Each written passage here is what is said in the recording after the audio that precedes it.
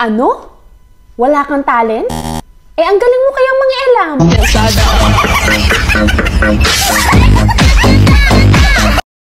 Galit na galit ka sa akin tapos nakasubaybay ka sa buhay ko?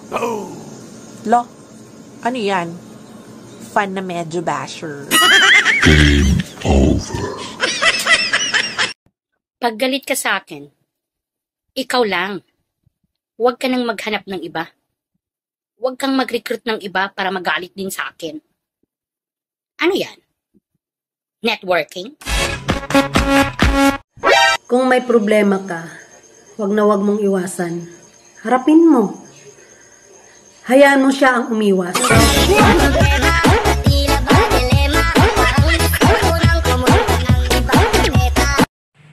Sis, i-chismis mo rin yung mga pagkakamali mo.